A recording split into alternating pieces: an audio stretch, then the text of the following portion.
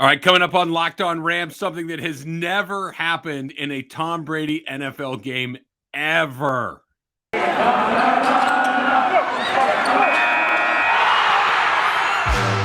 You are Locked On Rams, your daily Los Angeles Rams podcast. Part of the Locked On Podcast Network, your team every day.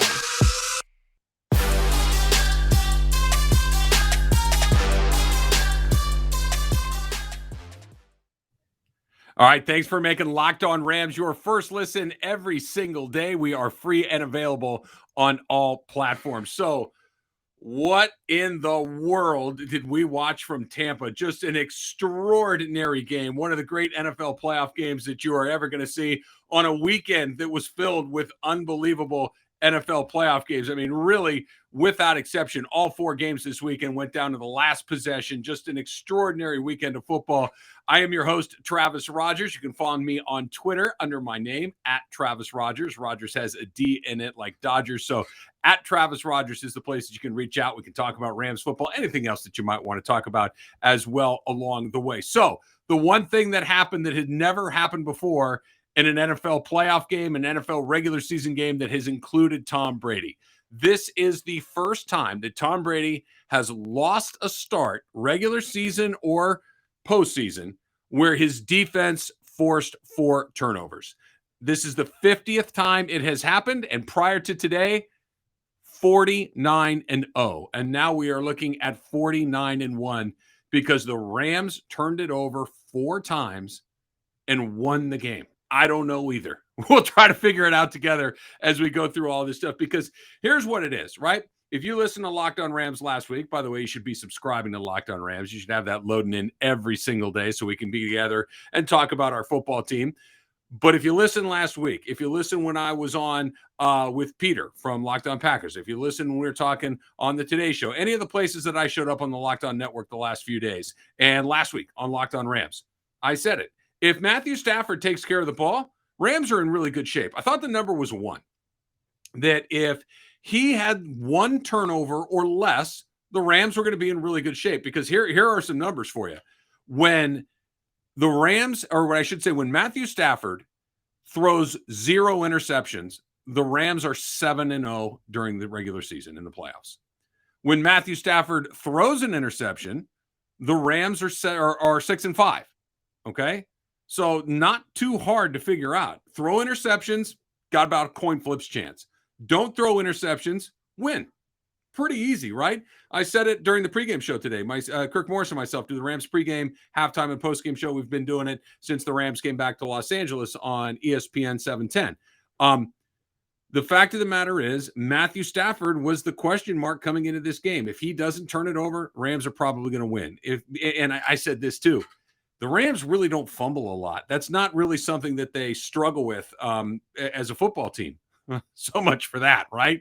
Because the Rams fumbled 4 times today. Matthew Stafford didn't turn it over. By the way, 8-0 now, including games where he doesn't throw an interception. Not quite sure how they got it done today. I thought that Jamie Long, the voice of the Rams, described it perfectly on Twitter. He called it a glorious mess, which is just about right. But let's go through these 4 turnovers, because the fact of the matter is, there is no good way to turn it over 4 times. There is certainly no good way to turn it over 4 times when the guy on the other side is Tom Brady. It doesn't exist. That being said, there is a way to turn it over worse than better, right? And I think the Rams maxed out on worse, right? Let's go through them one at a time. The Rams have a 20-3 lead. Tom Brady throws an interception towards the end of the first half, deep in his own end. Okay. He's not going to give you a bunch of those, or at least he's typically not going to give you a bunch of those. Nick Scott steps in front of kind of not a particularly sharp pass, and the Rams have it already without running a single play in field goal territory. So worst case scenario, and there's a minute and change left in the first half. The Rams have their 23rd point in their back pocket. Question is, can they get 7? The question is, can they basically end this game in a half? Can they go up 27-3 and knowing going into this that this is, because you could feel it. Tampa was kind of on that verge that everything in the first half had gone the Rams' way. Literally everything, whether you're talking calls, just play, everything that could have gone the Rams' way did. Rams were playing great. The Bucs were not. And it felt like, to use a boxing analogy, that they were one good punch away from this thing being over.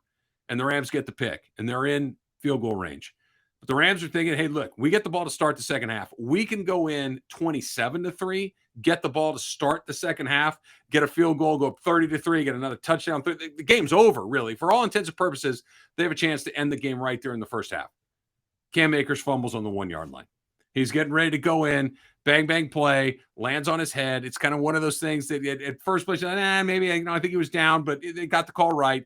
Ball comes out. So Tampa escapes. Tampa, instead of being down 27-3, basically a wrap, or 23-3, close to a wrap, it's 20-3.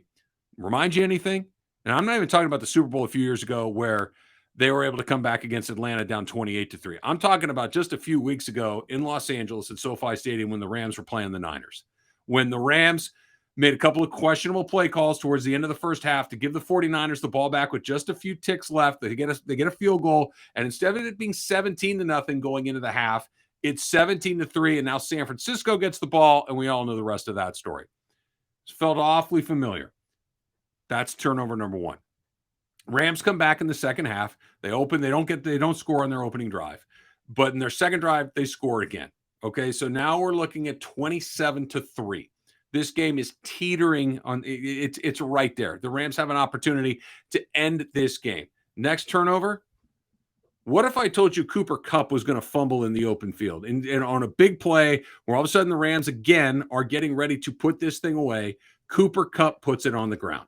That's exactly what happened. Of all of the sure-handed players, the Triple Crown winner as the wide receiver, a guy that's going to finish very high in the NFL MVP voting, puts it on the ground in a crucial moment. They get the ball back.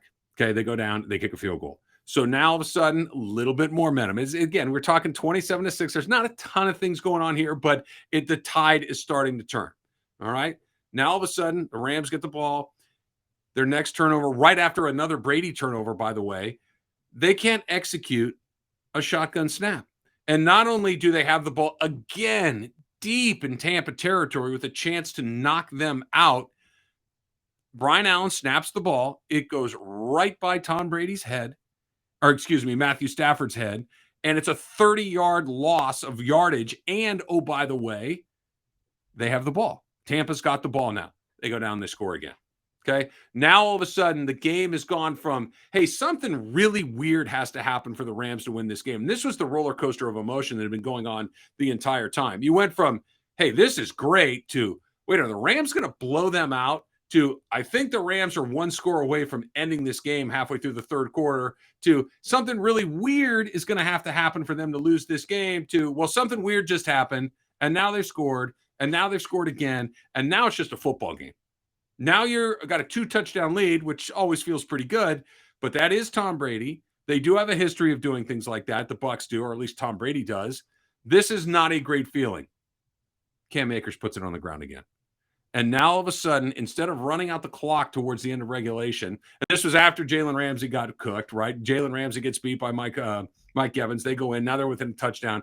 The Rams get the ball back, and you're literally looking at the clock saying, okay, just get a first down, and you're in pretty good shape. Get to the 2-minute warning, and you're in pretty good shape. You can burn off nearly an entire another minute. You're probably going to have to punt it away. But if you get this first down, you're in great shape.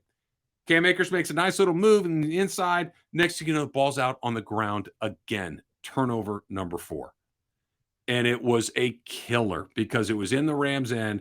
You know Tom Brady's going to do what he does at that point. They drive down the field. We'll get to Sean McVay's decision to call a timeout on a 4th-and-1 play a little bit later on. But Leonard Fournette eventually goes around the right side. They go in, and they score a touchdown. And now what was a 27-3 lead is now a 27-27 tie. You turned it over 4 times, and Matthew Stafford had nothing to do with it.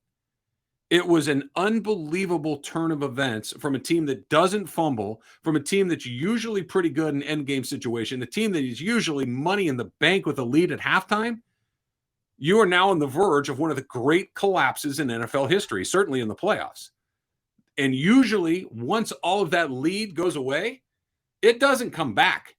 right? We've seen this before. We've seen teams that we saw it with the Bills and the Oilers a million years ago. I mentioned the Falcons and the Patriots in the Super Bowl not that long ago. That usually once the team that's behind catches you, that's it. That's kind of how these things are going to go, and there's nothing you can do from that point. The Rams were able to get it figured out with 42 seconds on the clock, which we'll talk about coming up next. But first, let me talk to you about your New Year's resolutions, right? Built Bar. Built Bar is the protein bar that tastes like a candy bar, maybe even better than a candy bar. I know how you're doing it in the new year, same way that I do a lot of times, right? You say, I'm going to lose a little weight. I'm going to get more fit. I'm going to, at least if nothing else, eat a little healthier. If you're like that, you got to put Built Bar into your plan. It's easier to stick to your resolution when you want to eat something as opposed to you feel like you have to eat something. And those have tos, those are those other protein bars. They're chalky, they're waxy, they taste just, you know what they taste like. They don't taste good. You want to eat healthy, but it's hard, right? I don't want to eat that anymore. Built Bars are covered in 100% real chocolate. Here's what's inside of them.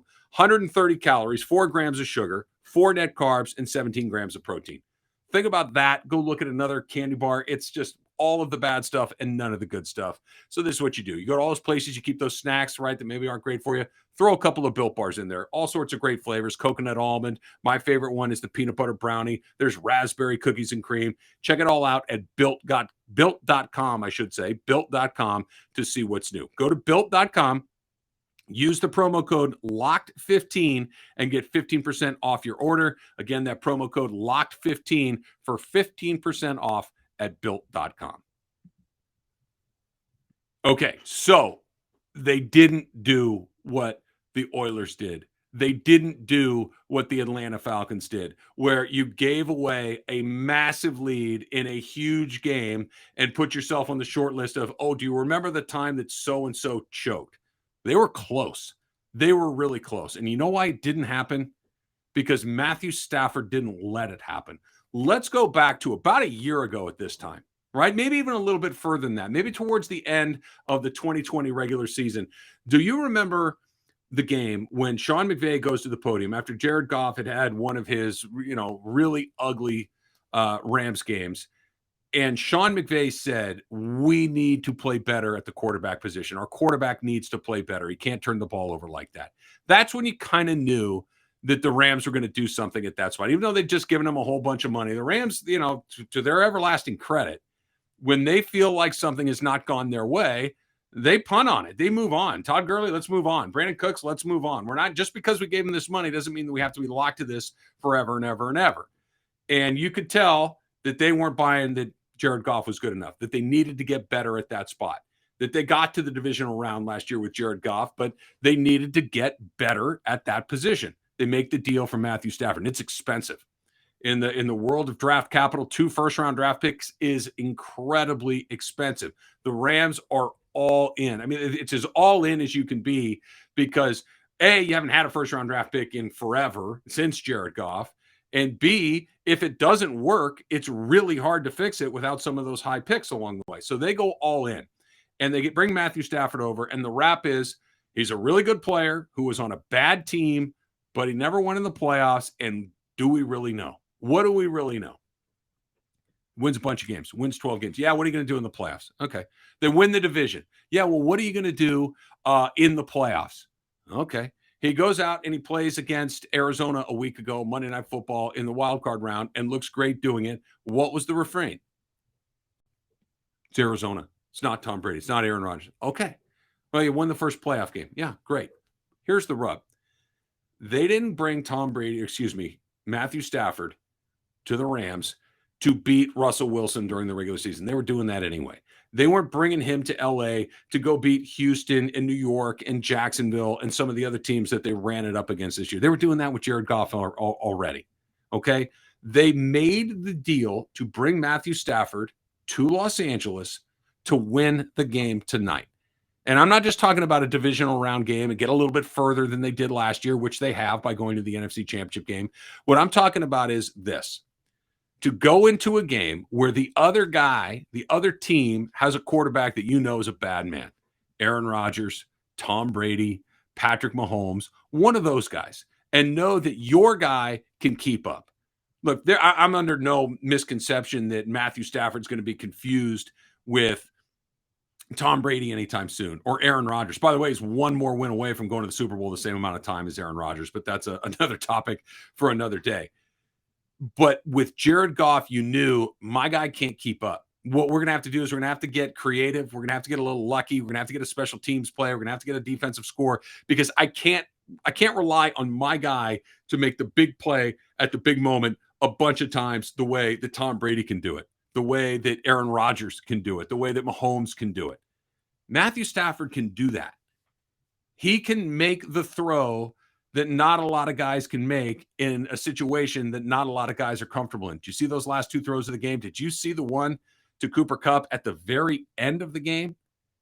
I mean, if that's not why he's here, I don't know what to tell you. And now we're kind of done with that. Hey, let's see it in the playoffs. Well, how many more of these do you want to see? I mean, it'd be great to win the NFC Championship game, go to the Super Bowl. It'd be great to win the Super Bowl, and hopefully those are things that happen coming up here in the next few weeks. But the idea of, okay, you're behind or tied at the end of the game and you don't have a ton of time and you got to move 60, 70 yards down the field. Can he make a couple of special plays? Yeah, he just did it. He just did it against Tom Brady in a game where his own teammates kind of put him in a almost impossible situation. 4 turnovers. You don't win a game with 4 turnovers. That's not how this is supposed to go. Absolutely, it's not how it's supposed to go. It was an extraordinary performance. 2 touchdowns, no interceptions, over 300 yards, and big play after big play after big play. And there was never one moment in that entire game, at least from my eyes, where it looked like Matthew Stafford was sped up.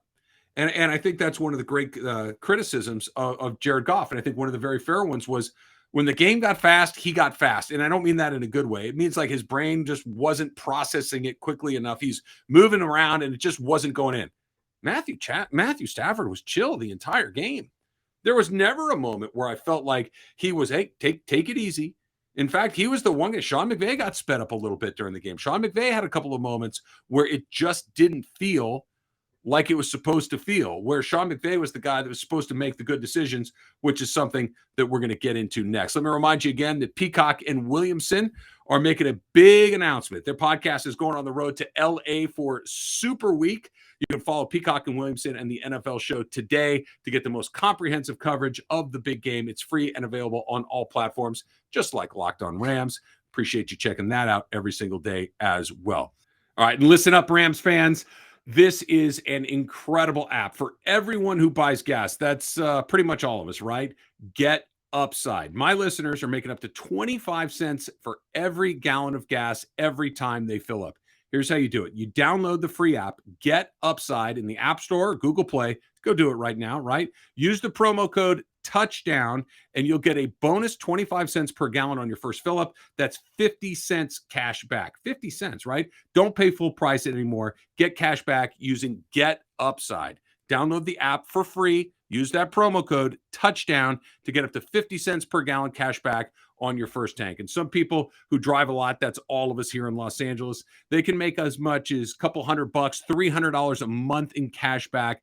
And there is no catch. The cash back gets added right to your account. You can cash out anytime to your free bank account, PayPal, e-gift card, Amazon, however you want to do it. Just download it right now. It is free. GetUpside.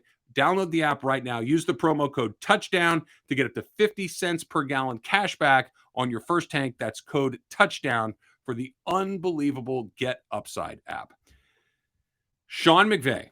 And there were a whole bunch of weird things going on in this game, but I think that the weirdest one was the ending sequence where Sean McVay called a timeout on 4th and 1. It's been a few hours, right? It's been a day, and I still cannot wrap my head around exactly what it is he was trying to get done in that moment. The Bucs are driving. The time is getting short. Tom Brady, for as good as he is a human being. Less time and pressure and quick decisions. Nobody's better in that than they are if they got a little time to kind of think it through. They get a 4th and 1. It's just short, but now all of a sudden you've got Tom Brady 4th and 1. He's going to sneak it. Tom Brady's the master of the sneak, but burn a little time off the clock. Who knows? Maybe there's a bad snap. Things can happen. There's a bunch of stuff going around. Nobody's quite sure what it is. I even saw something on Twitter. By the way, you can follow me on Twitter at Travis Rogers. that somebody was thinking maybe he was going to spike it, that he thought they had gotten the first down. They had not gotten a first down. The referees had spotted the ball short, that maybe he clocks it and the game ends. The point is, I don't know.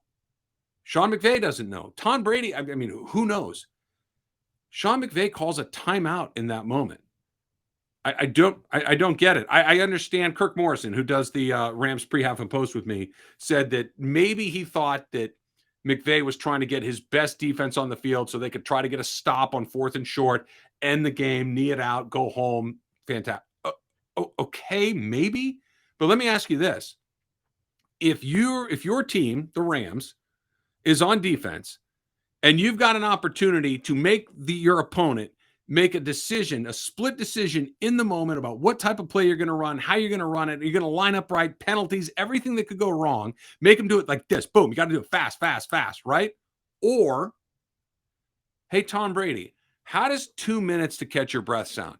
Hey, Tom Brady, how does 2 minutes to go talk to Byron Leftwich, to go talk to Bruce Arians, to go tell your offensive lineman, this is what we're going to do, to talk to Leonard Fournette, to go over all the scenarios that you have available to you?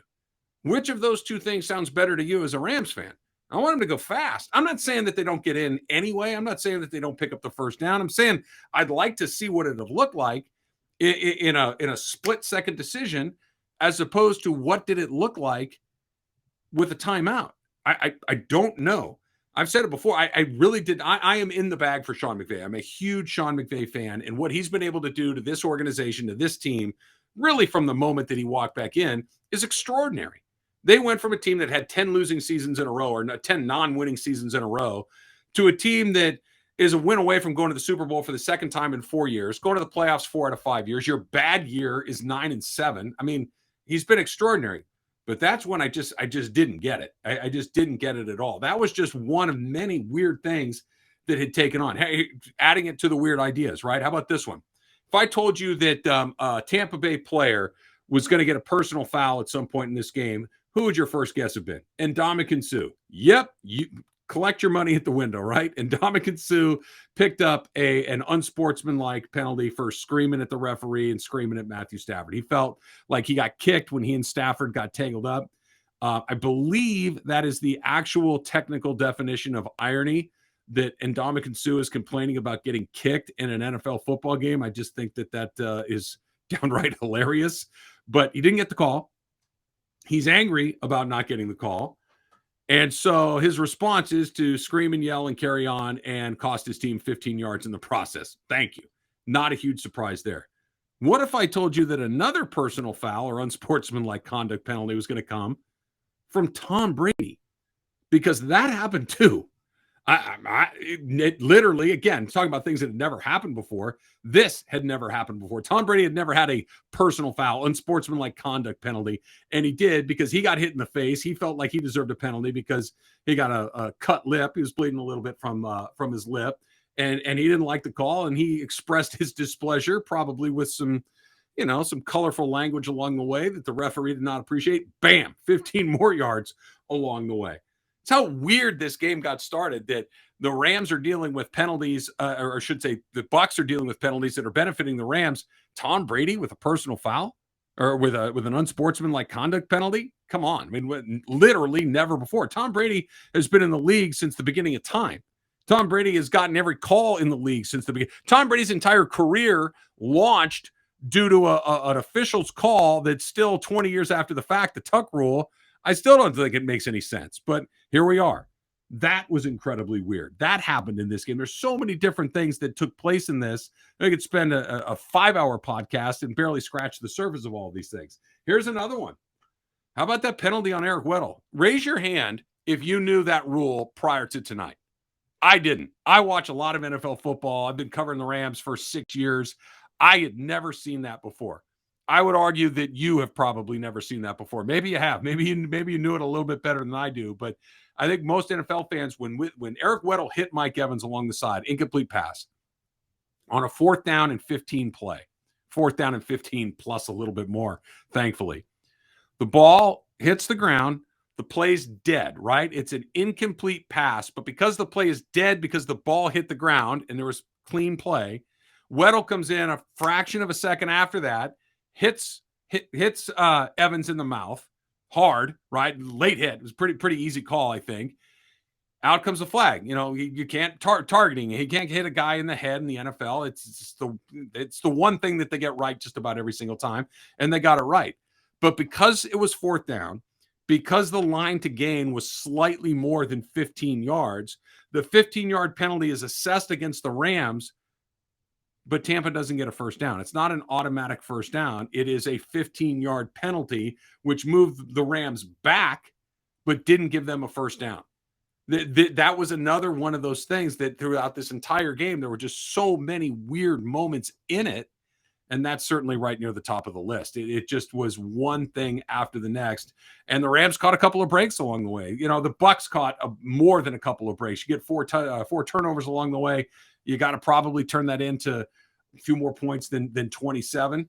The Rams win the game 30-27 on Matt Gay's. There's another weird thing. Matt Gay has a 47-yard field goal attempt that is, the snap is clean, the hold is clean, the kick appeared to be pretty clean. It leaves his foot. It's headed right for the middle of the uprights. I got out of my seat. All right, that's the dagger. That's the one that's going to put this thing out of reach. That's the 3 scores. There's not enough time for them to get the ball 3 times and score. The Rams really don't even have to get a first down anymore. Wait, what? It's short? How? Matt Gay's got a huge leg. Matt Gay's been money in the bank. And I get that a 47-yarder isn't a layup, but you don't expect him to miss it short. Maybe he misses it left. Maybe he misses it right. I mean, that's going to happen once in a while, but short? He missed it short. I mean, okay. And it just added to the list of just unbelievable, surreal, weird, bizarre, and ultimately wonderful things that happened in this game, because the Rams, they're going to the NFC Championship game. And that is what we're going to talk about on Tuesday's Locked On Rams, about what that matchup with the Niners is going to look like, some of the things that the Rams need to clean up, some of the things that the Niners are going to have to get a little bit better at if they're going to want to go to the Super Bowl in the Rams' backyard at SoFi Stadium. Thanks for making Locked On Rams your first listen every single day. Now make your second listen Locked On Bets, your daily one-stop shop for all your gambling needs. Locked On Bets, hosted by your boy Q, with expert analysis and insight from Lee Sterling. It's free, and it is available on all platforms. Until next time, whose house? It's Locked On Rams' house.